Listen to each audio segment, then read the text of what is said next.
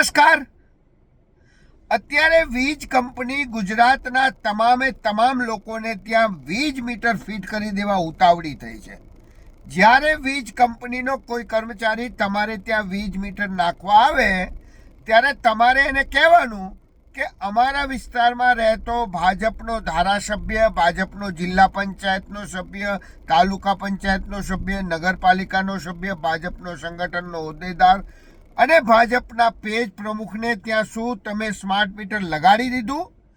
જો લગાડી દીધું હોય તો અમને એની માહિતી આપો, અને જો ન લગાડ્યું હોય તો એ અમારા પંચાયતથી લઈ પાર્લામેન્ટ સુધી સત્તા ધરાવતા રાજકીય પક્ષના આગેવાનો હોય, અમારે એમની પહેલાં સ્માર્ટ મીટર લગાડાય નહીં. એ અમારા આગેવાનો છે, એમને ત્યાં સ્માર્ટ મીટર લગાડી આવો.